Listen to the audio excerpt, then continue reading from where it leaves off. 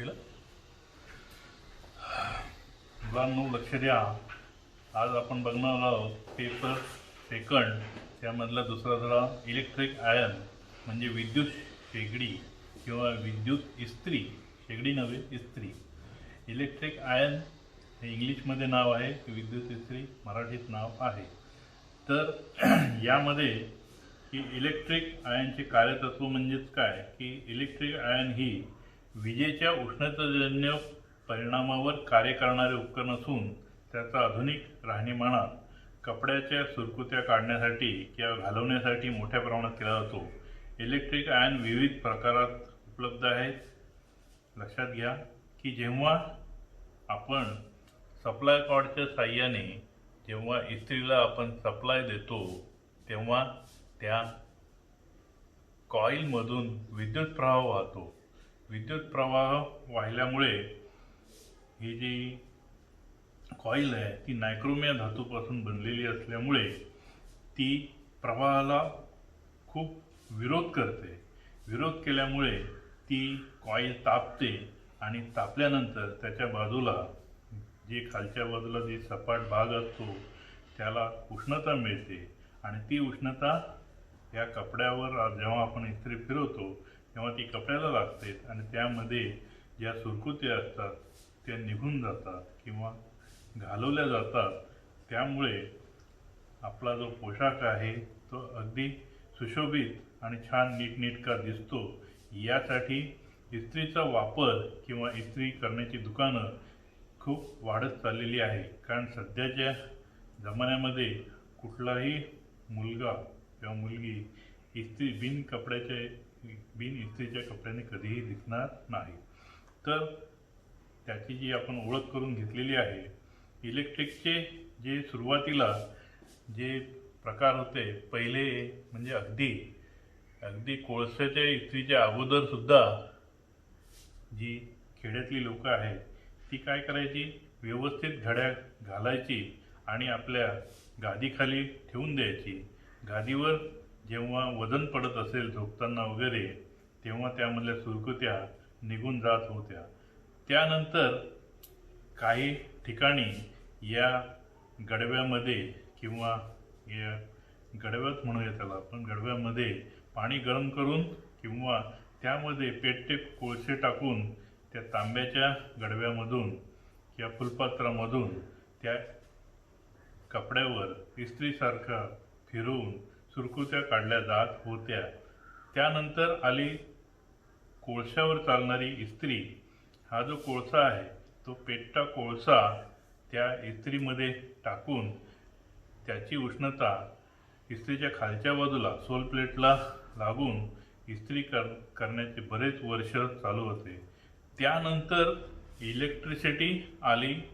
Electricity मोठ्या प्रमाणात वापरल्या गेली, परंतु काही कारणामुळे किंवा यामध्ये इलेक्ट्रिसिटीचे बिल किंवा त्याचे दर अतिशय वाढल्यामुळे त्यामध्ये काही ठिकाणी मी तर एका मेळाव्यामध्ये बघितले की जिथे प्रायोगिक तत्वावर मेळावा भरला होता तर त्यामध्ये एक इस्त्री आहे ती इलेक्ट्रिकवर चालणारी होती, त्याचवेळी कोळशावर चालणारी होती आणि गॅसवर चालणारी होती. म्हणजे 3 in 1 कुठलंही इंधन असेल तरी त्याचा वापर करून कपड्यावर इस्त्री करता येईल अशी मोठ्या कल्पकतेने ही इस्त्री तयार केली होती. खूपच त्याचं कौतुक झालं होतं. मी स्वतः ती बघितली, वापरली.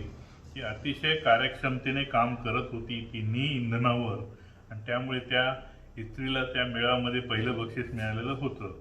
तर आपण बघणार आहोत कार्यतत्व.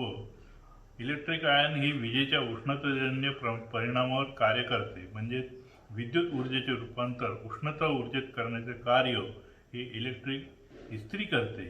उच्च विरोध असणाऱ्या धातूमधून विजेचा प्रवाह पाठवला असता किंवा प्रवाहित केला असता त्या धातूमध्ये जूल्सच्या नियमानुसार उष्णता निर्माण होते.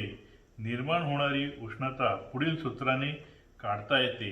H म्हणजे हीट. H बरोबर I² RT/J. I वर्ग म्हणजे करंटचा वर्ग, R म्हणजे रेजिस्टन्स आणि T म्हणजे टाइम. भागिले जे म्हणजे जूलचा स्थिरांक या उष्णतेच्या साहाय्याने इस्त्रीची बेस प्लेट गरम होऊन कपड्याच्या सुरकुत्या काढल्या जातात. ऑटोमॅटिक इस्त्रीमध्ये उष्णता नियंत्रणासाठी थर्मोस्टॅट वापरला जातो. तर हा जो थर्मोस्टॅट आहे दोन वेगवेगळ्या धातूच्या पट्ट्यांपासून बनवला जातो. जेव्हा प्रमाणापेक्षा जादा त्यामधून विद्युत प्रवाह वाहतो म्हणजे जास्त उष्णता निर्माण होते, ती होऊ नये यासाठी थर्मोस्टॅटच्या दोन पट्ट्या एकमेकांपासून विलग होण्याची त्यामध्ये सोय केलेली असते आणि त्यामुळे विद्युत प्रवाह खंडित होऊन इस्त्री ही सुरक्षित राहते. त्यासाठी स्वयंचलित इस्त्रीमध्ये थर्मोस्टॅटचा वापर केला जातो. इलेक्ट्रिक आयनचे प्रकार बघूया आपण. एक नॉन ऑटोमॅटिक इलेक्ट्रिक आयन, जी साधी इस्त्री आपण म्हणतो, त्यामध्ये दोन प्रकार SPST स्विच शिवाय म्हणजे single pole single throw switch, म्हणजे स्विच न वापरता डायरेक्ट आपण ती चालू करू शकतो. आणि दुसरे म्हणजे single pole single throw switch सहित, म्हणजे त्याच्या बॉडीवर एक तिथल्या इथं स्विच फिट केलेला असतो. त्याच्या साहाय्याने आपल्याला न उठता बसता तिथल्या तिथं आपल्याला स्विच ऑन ऑफ करता येतो. त्यानंतर दोन म्हणजे लॉन्ड्री आयन, म्हणजे जी लॉन्ड्रीमध्ये खूप वजनदार इस्त्री वापरली जाते त्याला लॉन्ड्री आयन म्हणतात. तीन automatic iron, heavy weight automatic iron, light weight automatic iron आणि स्प्रे आयन, स्टीम आयन. हे सध्याचे वेगवेगळे प्रकार आहेत. ऑटोमॅटिक म्हणजे स्वयंचलित, यामध्ये थर्मोस्टॅट वापरला जातो. प्रमाणापेक्षा जास्त उष्णता निर्माण झाली तर आपोआप इस्त्री ही जी काय होते सप्लायपासून विलग केली जाते. त्यामध्ये आपण रचना बघूया की पहिला म्हणजे सोल प्लेट, म्हणजे जी खालची प्लेट असते त्याला बेस प्लेट किंवा सोल प्लेट म्हणतात. ही कास्ट आयनपासून बनलेली असते. कास्ट आयन किंवा कास्ट ॲल्युमिनियमपासून बनलेली असते. तिचा तळाचा भाग गुळगुळीत बनवण्यासाठी टंगस्टन स्टील क्रोमियम धातूचे इलेक्ट्रोप्लेटिंग केलेली असते. इलेक्ट्रोप्लेटिंग म्हणजे थर देणे, एखाद्या धातूवर दुसऱ्या धातूचा थर देणे, त्याला इलेक्ट्रोप्लेटिंग असे म्हणतात. काही इस्त्रीमध्ये या व्यतिरिक्त टेफ्लॉन कोटिंगही केलेले असते. सध्या या टेफ्लॉन कोटिंग पासून बनलेला जो तळभाग आहे तो सगळ्यात जास्त प्रमाणात वापरला जातो.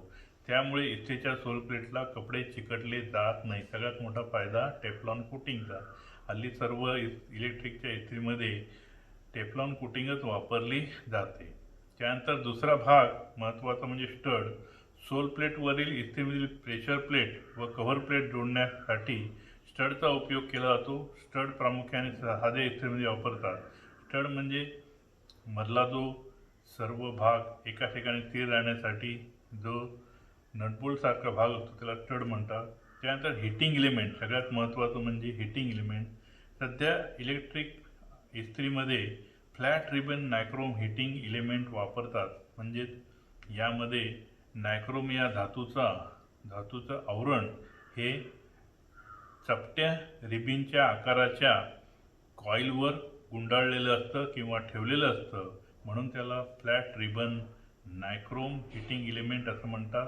हे हिटिंग इलिमेंट नायक्रोम या धातूपासून बनलेले असतात आणि त्यावर अभ्रकाचं आवरण असतं. त्यावर कशाचं? अभ्रकाचं आवरण असतं. म्हणजे जे ठिसूळ भाग ज्यावर तुम्ही कॉईल बघितली असेल तर त्यावर जे अभ्रकाचं आवरण असतं ते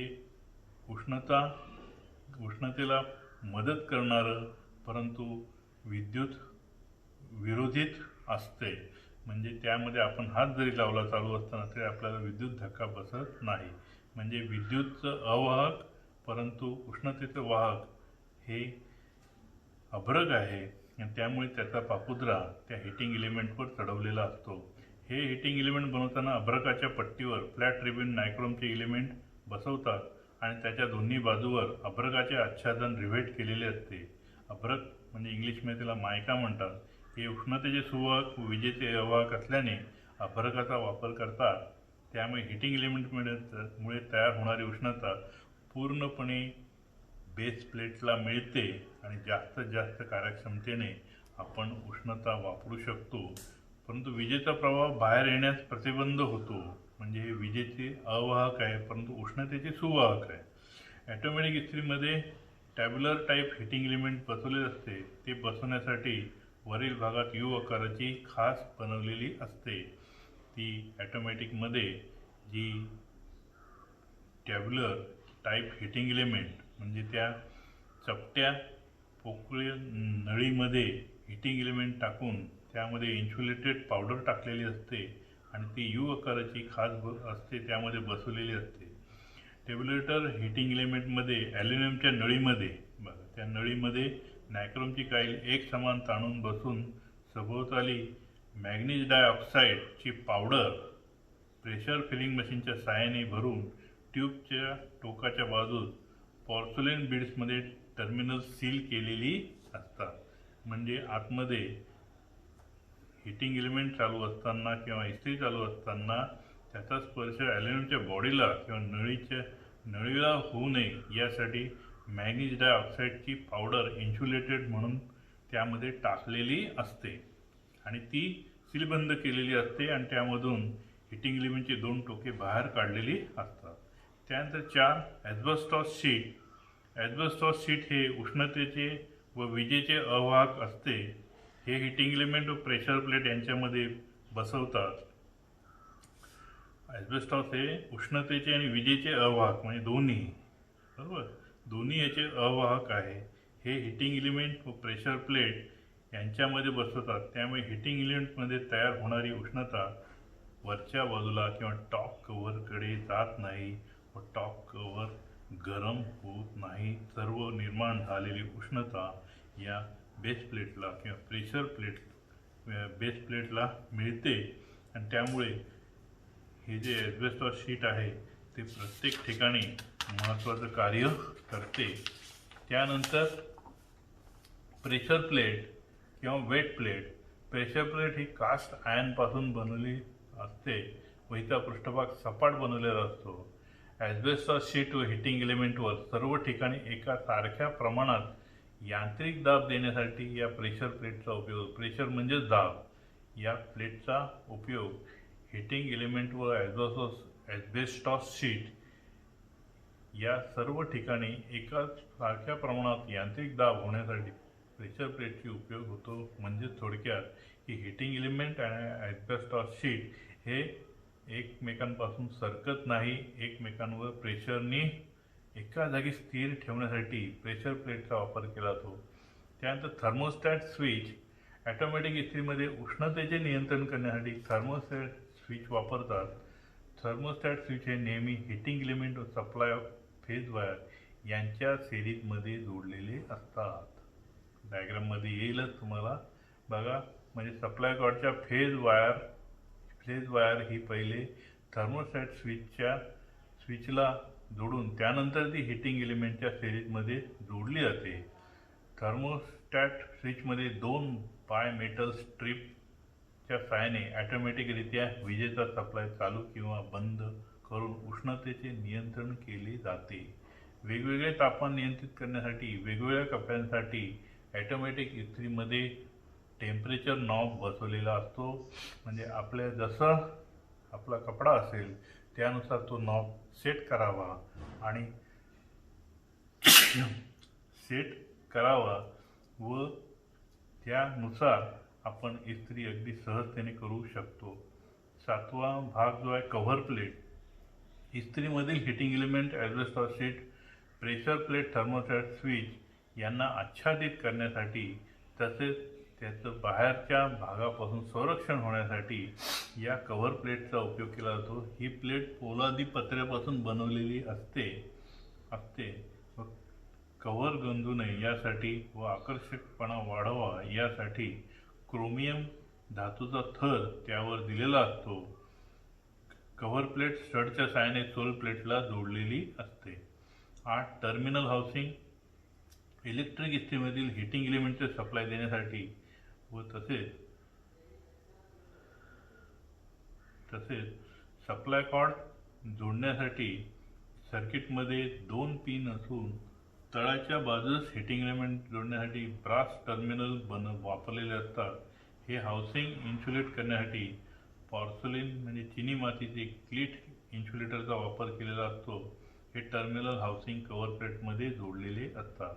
म्हणजे इस्त्रीच्या उजव्या बाजूला तो टर्मिनल हाऊसिंग जो भाग असतो त्यामध्ये इन्सुलेटर चिनी मातीचे गोल रिंग, तसेच यामध्ये पितळेचे जे नीब असतात ते बसवलेले असतात. त्यानंतर हँडल, इस्त्रीला सहजपणे हाताळण्यासाठी इस्त्रीच्या वरील बाजूस एबोनाइट लाकूड, बॅकेलाइट, हार्ड रबर यासारख्या पदार्थापासून हँडल बसवलेले असते आणि ते सर्व जे आहेत एबोनाइट, बॅकेलाइट हे जे आहेत ते विजेचे अवाहक आहे, म्हणून त्याचा वापर हँडल बनवण्यासाठी केला जातो. हे हँडल नटबोल्टच्या सहाय्याने कव्हर प्लेटला जोडलेले असते. त्यानंतर सगळ्यात महत्त्वाचं म्हणजे सप्लाय कॉर्ड. इलेक्ट्रिक इस्त्रीला सप्लाय देण्यासाठी प्रामुख्याने 3 कोअर सप्लाय कॉर्ड वापरतात. ही कॉटन सिल्क कव्हर्ड असते. ही सप्लाय कॉर्ड 2.5 मीटर लांबीची व 1.5 स्क्वेअर मिलीमीटरची असते. म्हणजे 2.5 मीटर लांब आणि त्याची जी साईज आहे ती 1.5 स्क्वेअर mm² असते. सप्लाय कॉर्डला 3 पिन टॉप जोडलेला असतो व साध्या इस्त्रीला सप्लाय देण्यासाठी कनेक्टर वापरतात. त्यानंतर रचना व कार्य आकृतीत बघा, तुमच्याकडे आकृती येईलच. त्यामध्ये आकृतीचे भाग दिलेले आहेत. टर्मिनल्स, त्यानंतर प्लेट, सोल प्लेट, त्यानंतर सॉकेट बघा, हा जो आहे सॉकेटच्या बाजूला आधार उभी ठेवण्यासाठी, काम बंद असेल तेव्हा इस्त्री उभी ठेवण्यासाठी यामध्ये आधारचा हा जो भाग दिसतो तो आधारचा देण्यासाठी, उभी ठेवण्यासाठी त्याच्यावर उभी करता येते. त्यानंतर हँडल वरच्या बाजूला. त्यानंतर हे जे आहे ते कव्हर, इस्त्रीचे कव्हर जे वरच्या बाजूला आहे त्यालाच हँडल नटबोल्टच्या सहाय्याने फिट केलेलं असतं. हे जे आहे ते एबोनाइट धातूपासून बनलेलं असतं. त्यानंतर आयर्न कनेक्टर म्हणजे सप्लाय कॉर्डला हा जो टर्मिनल हाऊसिंग आहे, हे बारीक दिसतं ते टर्मिनल हाऊसिंग, त्यामध्ये हे कनेक्टर आतमध्ये फिट करतात आणि सप्लाय चालू करतात. त्यानंतर उजव्या बाजूच्या डायग्राममध्ये बघा की सोल प्लेट आहे, हिटिंग एलिमेंट यामध्ये ठेवलेलं आहे. त्यानंतर एस्बेस्टॉस शीट आहे आणि कव्हर आहे. एस्बेस्टॉस शीट हे हिटिंग एलिमेंट आणि याच्यावरती बसवलेलं असतं. कव्हर आणि हिटिंग एलिमेंटच्या वरती मधल्या बाजूला एस्बेस्टॉस शीट आहे, कारण ते उष्णतेचे अवाहक आहे आणि इलेक्ट्रिकचे अवाहक आहे. म्हणजे निर्माण झालेली उष्णता वरच्या कव्हरला लागत नाही, पूर्ण जी उष्णता निर्माण होते ती खालच्या सोल प्लेटला मिळते.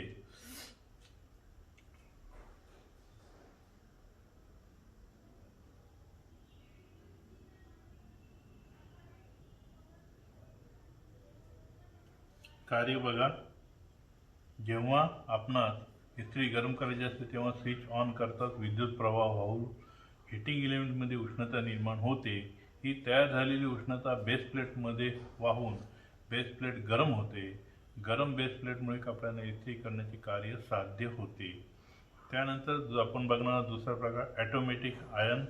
यामध्ये डायग्राममध्ये बघा काय काय दिलेलं आहे की बायोमेटलिक स्ट्रीप, यामध्ये बघा हा जो बायोमेट्रिक स्ट्रीप आहे म्हणजे थर्मोस्टॅट आहे. बाय म्हणजे दोन पट्ट्या एकमेकांवर ठेवून त्याला सप्लाय दिला जातो. ही ट्यूब टाईप कॉईल आहे, ही जी दिसते ती ट्यूब टाईप आहे. यामध्ये ही पोकळ असते, त्यामध्ये हिटिंग एलिमेंटची तार, नायक्रॉनपासून बनलेली हिटिंग एलिमेंटची तार टाकली जाते आणि त्याचा चालू असताना स्पर्श होऊ नये यासाठी मॅग्नेशियम ऑक्साईडची पावडर आतमध्ये टाकलेली असते आणि हे दोन्ही बाजूने सीलबंद करून त्यामध्ये 2 कनेक्शन बाहेर काढून ती या टर्मिनल हाऊसिंगला जोडलेली असतात आणि त्यानंतर त्या टर्मिनल हाऊसिंगला कनेक्टर जोडून सप्लाय दिला जातो. त्यानंतर थर्मोस्टॅट स्विच किंवा असेंब्ली, थर्मोस्टॅट स्विच आणि असेंब्ली. त्यानंतर रेग्युलेटिंग नॉब, ज्याच्या सहाय्याने आपण जसं हवं तसं टेम्परेचर आपण नियंत्रित करू शकतो. बॅकलाइट हँडल, ॲटोमॅटिक इस्त्रीची बघा डायग्राम. त्यानंतर हा इकडचा भाग जो आहे तो या आपल्या स्क्रूच्या सहाय्याने फिट केलेला असतो. हा पूर्ण याचा आयर्न कोअर आहे आणि हा जो आयर्न कोअर आहे तो या बेस प्लेटवर किंवा सोल प्लेटवर बसवलेला असतो. पाठीमागे नेम प्लेट असते, त्यावर किती वॅटेजचा आहे, सिंगल फेज आहे, त्यानंतर त्यामध्ये व्होल्टेज किती आहे, करंट किती आहे, हे सगळं त्यामध्ये दर्शवलेलं असतं. कंपनीचं नाव, मॅन्युफॅक्चरिंग डेट वगैरे सगळं त्यामध्ये दिलेलं असतं. हे भाग बघा, ही डायग्राम कदाचित आपल्याला परीक्षेत विचारली जाईल. याची रचना कार्य नॉन ॲटोमॅटिक आणि इस्त्रीमध्ये मुख्य फरक फक्त ॲटोमॅटिक इस्त्रीमध्ये उष्णता नियंत्रित करण्यासाठी थर्मोस्टॅट स्विचचा वापर असतो. याशिवाय इस्त्री चालू आहे की बंद आहे हे समजण्यासाठी इंडिकेटर त्यामध्ये दिलेला असतो. हेच हा दोनमधला फरक आहे. ॲटोमॅटिक इस्त्रीमध्ये sole plate, cover plate, handle, terminal housing, supply cord हे प्रमुख भाग असतातच. या सर्व पार्टची जोडणी आकृतीत दाखवल्याप्रमाणे केलेली आहे. ही खालची भाग, हा वरचा भाग आणि त्याच्यावरचा हा हँडल, हा जो भाग आहे तो दिलेला असतो. इस्त्रीचा सप्लाय ऑन करता हिटिंग एलिमेंटमधून प्रवाह वाहून उष्णता निर्माण होते. कार्य या उष्णतेमुळे सोल प्लेट गरम होते. जेव्हा उष्णता प्रमाणापेक्षा जास्त होते तेव्हा थर्मोस्टॅट स्विचमधील बायोमेटल स्ट्रिप एकमेकांपासून विलग होतात, सप्लाय बंद होतो व तापमान कमी होते. परत तापमान कमी झाल्यानंतर परत ह्या ज्या दोन पट्ट्या आहेत त्या पूर्ववत जोडल्या जातात व मंडल पूर्ण होते व हिटिंग एलिमेंटचा प्रवाह पुन्हा सुरू होतो व पुन्हा उष्णता निर्माण होते. हिटिंग एलिमेंटमध्ये योग्य ते तापमान नियंत्रित करण्यासाठी टेम्परेचर कंट्रोल नॉबचा, जो वरच्या बाजूने दाखवलेला हा टेम्परेचर नॉब आहे, तो आपण वापरून वेगवेगळ्या प्रकारच्या कपड्यांना आपण काय करू शकतो, इस्त्री करू शकतो. 450, 650, 750 वॅट, सध्या तर 1000 वॅट क्षमतेची इस्त्री उपलब्ध आहे फिलिप्सची. त्यानंतर दुसरा प्रकार म्हणजे स्प्रे कम स्टीम आयर्न. काही ठिकाणी इस्त्री करत असताना फवाऱ्याच्या स्वरूपात त्यामध्ये साठवलेलं पाणी हे बटन दाबलं की त्या इस्त्रीवर पडतं आणि त्यावरनं इस्त्री फिरवल्यानंतर अतिशय चांगल्या प्रकारची इस्त्रीची आपली कार्यक्षमता त्यामध्ये मिळते. ॲटोमॅटिक आयर्नमध्ये सुधारणा करून स्प्रे कम स्टीम आयर्नची निर्मिती केली जाते. स्टीम म्हणजे वाफ, म्हणजे स्प्रेच्या स्वरूपात वाफ ही या कपड्यांवर टाकली जाते आणि त्यानंतर त्यावर इस्त्री फिरवून इस्त्री केली जाते. रचना व कार्य या इस्त्रीमध्ये base plate, tube type heating element, thermostat, temperature control knob, indicator, यामध्ये फक्त वॉटर टँक, स्प्रे नॉब आणि water dip knob, injector needle हे वेगळे भाग आहेत. म्हणजे वॉटर टँकमध्ये छोट्याशा प्रमाणात पाणी साठवलं जातं, त्यानंतर हा वॉटर ड्रिप नॉब आहे, या निडलपासून स्प्रे बाहेर पडतो, वाफ आणि स्प्रेच्या स्वरूपात बाहेर पडते आणि ती या कपड्यावर पडून इस्त्री केली जाते. या इस्त्रीमुळे तळाच्या बाजूला सोल प्लेटमध्ये U tube type heating element व स्टीम हाऊस बसवलेले असते. हिटिंग एलिमेंट सप्लाय कनेक्टरला जोडून थर्मोस्टॅट व इंडिकेटर लॅम्पची जोडणी करतात. नंतर वॉटर टँक, वॉटर नोझल व हँडल असलेली बॉडी स्क्रूने जोडतात. इस्त्रीचा कार्य इस्त्रीचा सप्लाय ऑन करता हिटिंग एलिमेंटमधून प्रवाह होऊन उष्णता निर्माण होते. या उष्णतेमुळे सोल प्लेट गरम होते. जेव्हा उष्णता प्रमाणापेक्षा जास्त होते त्या थर्मोस्टॅट स्विचमधील बायोमेटल पट्टी बेंड होऊन हिटिंग एलिमेंटचा सप्लाय बंद होतो. जेव्हा आपणास कपड्यावरती पाणी फवारायचे असते तेव्हा स्प्रे पुश बटन दाबतात तेव्हा वॉटर टँकमधील पाण्यावर हवेचा दाब निर्माण होऊन पाईपद्वारे नोझलमधून प्रेशरने फवारा तयार होतो. कपडे योग्य प्रमाणात दमट होऊन म्हणजे थोडे ओले होऊन त्यावरती गरम सोलप्लेट फिरणे कपड्याच्या स्वरूपात त्या लगेचच निघून जातात. जेव्हा कपड्यावर स्टीम सोडायची असते तेव्हा स्टीम बटन फिरवतो तेव्हा वॉटर इंडिकेटर निडलवरती उचलली जाते व ड्रिपमधून पाण्याचे थेंब गरम सोलप्लेटवर पडतात. त्याची वाफ होऊन कपड्यावर पसरते व कपड्याच्या स्वरूपात निघून कपड्यांना इस्त्री होते. आता यामध्ये दोष दुरुस्ती, यामध्ये संभाव्य दोष यामध्ये दिलेले आहेत. इस्त्री चालू होत नाही. पहिलं कारण म्हणजे इलेक्ट्रिक सप्लाय बंद असेल, दुसरं हिटिंग एलिमेंट ओपन असेल, लूज कनेक्शन किंवा स्विच खराब झाला असेल. पहिलं कारण घरात सप्लाय आहे की नाही हे बघायचं, नाही तर सप्लाय नसेल तर कुठल्याही परिस्थितीत इस्त्री चालू होणार नाही. उपाय बघा, इलेक्ट्रिक सप्लाय चालू आहे की नाही याची खात्री करावी. फ्यूज गेला असल्यास फ्यूज बसवावा, पण फ्यूज कशामुळे गेला हे तपासून नंतर फ्यूज बसवावा. कारण परत चालू करून जर दोष आपण नाहीसा केला नाही तर परत फ्यूज हा उडतो किंवा तो वितळतो, उडतो थोडक्यात. कारण दुसरं हिटिंग एलिमेंट ओपन असेल. हिटिंग एलिमेंट ओपन असल्यास सिरीज टेस्ट लॅम्पच्या सहाय्याने तपासणी करावी. जर दिवा पेटला तर त्यामध्ये हिटिंग एलिमेंट योग्य असं समजायचं. पेटला नाही तर कुठेतरी कॉईल तुटलेली आहे, हिटिंग एलिमेंट तुटलेलं आहे असं समजलं जाऊन ते नवीन टाकावे. लूज कनेक्शन असेल तर स्क्रूड्रायव्हरच्या सहाय्याने सर्व कनेक्शन घट्ट करावे. स्विच खराब झाला असेल तर, कारण वापरून स्विच खराब होतो, तो शक्यतो नवीन टाकावा. त्यानंतर दोष क्रमांक 2, इलेक्ट्रिक इस्त्रीच्या बॉडीला हात लावल्यास विद्युत धक्का बसतो. हिटिंग एलिमेंट ज्यामधून करंट वाहतो ते हिटिंग एलिमेंटचा स्पर्श बॉडीला होत असेल, म्हणजेच हिटिंग एलिमेंटवरील जे इन्सुलेशन वापरलेलं असतं ज्याच्यामुळे आपल्याला विद्युत धक्का बसत नाही ते कुठेतरी तडकलेलं असेल, तुटलेलं असेल. त्यामुळे ती हिटिंग एलिमेंटची तार उघडी पडून बॉडीला स्पर्श होत असेल. त्यामुळे उपाय याच्यावरचा योग्य त्या इन्सुलेशनचा वापर करून बॉडीपासून इन्सुलेट करावे. त्यानंतर दुसरं कारण म्हणजे लाईव्ह वायर बॉडीला चिकटली असेल, म्हणजे सप्लाय कॉर्डमधील जी वायर आहे तिचा जी फेज वायर आहे किंवा ज्यातून करंट वाहतो ते वायरचा स्पर्श अर्थिंग वायरला होत असेल किंवा बॉडीला होत असेल तर आपल्याला विद्युत धक्का बसू शकतो. त्यासाठी बॉडीला चिकटलेली लाईव्ह वायर बॉडीपासून इन्सुलेट करावी, नवीन इन्सुलेटिंग मटेरियल वापरावे. दोष क्रमांक 3, इलेक्ट्रिक इस्त्रीला सप्लाय जोडल्यावर फ्यूज जात असेल, म्हणजेच फ्यूज का जातो तर शॉर्ट सर्किटमुळे. शॉर्ट सर्किट म्हणजे काय, तर फेज आणि न्यूट्रल वायर एकमेकांना स्पर्श करत असेल तर त्या ठिकाणी शॉर्ट सर्किट होतो. शॉर्ट असलेली सप्लाय कॉर्ड बदलावी. हिटिंग एलिमेंट बॉडीला चिकटले असेल, योग्य त्या इन्सुलेशनचा उपयोग करून बॉडीपासून इन्सुलेट करावे. फ्यूज तार कमी प्रवाह क्षमतेची असेल तर शॉर्ट होऊ शकतं, योग्य त्या प्रवाह क्षमतेची फ्यूज तार वापरावी. ॲटोमॅटिक इस्त्री खोलण्याची क्रमवार पद्धत समजून घ्या. ॲटोमॅटिक इस्त्री खोलण्यासाठी इस्त्री कवर बॉडीवर असणारा टेम्परेचर कंट्रोल नॉब प्रथम बाजूला काढावा.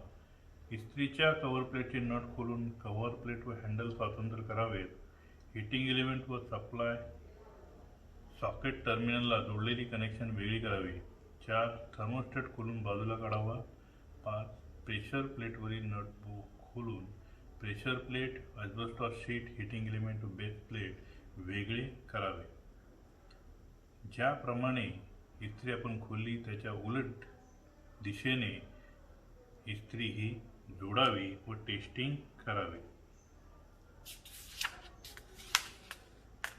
टेस्टिंगमध्ये बघा, सप्लाय कॉर्डच्या साहाय्याने, म्हणजे जी सप्लाय कॉर्ड आहे तिचा बघा डायग्राममध्ये कशी जोडणी केलेली आहे. हा जो दिसतो संपूर्ण हा टेस्ट लॅम्प आणि ही जी वायर आहे ही न्यूट्रल आहे, ही फेज आहे. ते या फेज जशी जोडणी करून याला सप्लाय दिला असता जर दिवा पेटला नाही तर हिटिंग एलिमेंट ओपन आहे असं समजलं जातं. इस्त्री खोलावी आणि त्यानंतर इस्त्री खोलून त्यानंतर हिटिंग एलिमेंट नवीन टाकावे. जर दिवा मंद प्रकाशित झाला तर हिटिंग एलिमेंट योग्य आहे असं समजलं जातं.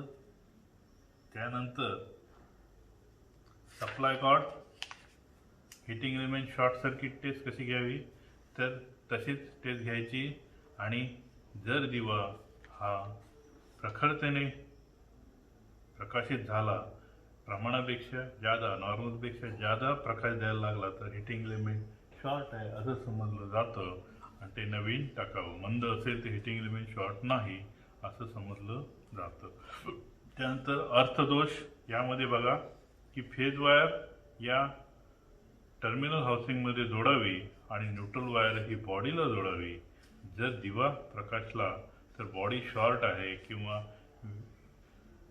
अर्थिंग दोष आहे असं समजलं जातं. दिवा प्रकाशित झाला नाही परंतु बॉडीवर वायर घातली असता स्पार्क निर्माण होता, ठिणगी पडते, म्हणजे बॉडीमध्ये लिकेज करंट आहे असं समजलं जातं. हे जे आहे ती अर्थिंग व्यवस्थित करून घ्यावे आणि त्यामुळे त्यामध्ये दोष निर्माण होऊ नये, दोषरहित व्हावी यासाठी दुरुस्ती करताना काळजी घ्यावी.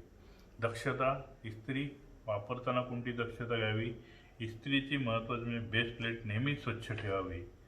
2. इस्त्रीसाठी नेहमी 3 कोअर कॉर्ड वापरावी, म्हणजे सप्लाय कॉर्ड ही फेज, न्यूट्रल आणि अर्थ अशी 3 वायर असलेली नेहमी वापरावी. 3. इस्त्रीसाठी नेहमी 3 वायर सिंगल फेज सप्लाय वापरावा. 4. कपड्याच्या प्रकारानुसार थर्मोस्टॅटचे सेटिंग करावे. नाहीतर टेरलिंगचं असेल समजा आपलं कपडा आणि जर आपण कॉटनवर सेटिंग केली तर जास्त उष्णता निर्माण होऊन टेरलिंगचा कपडा जळून जातो. 5.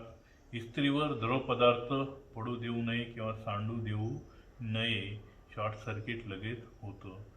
6. नादुरुस्त वायरचा वापर करू नये, त्वरित बदलून टाकावी.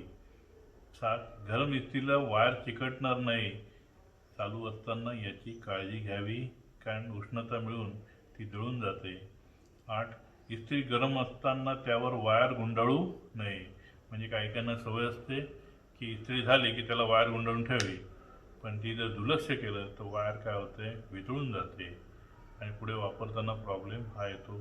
9. इस्त्री ओलसर पृष्ठभागावर खडबडीत पृष्ठभागावर ठेवू नये किंवा काम झाल्यानंतर अशी उभी ठेवतात आधारावर, ती तिथल्या इथं ठेवली गेली पाहिजे. अशा तऱ्हेने इलेक्ट्रिक इस्त्री वापरताना घ्यायची दक्षता महत्त्वाचं आहे. याच्या डायग्राम नीट बघा, डायग्राम काढा, कारण ह्या परीक्षेला विचारणार आहे. आलं लक्षात? इथं आपला दुसरा धडा संपलेला आहे. 5-10 मिनिटांनी परत आपण याच्यावर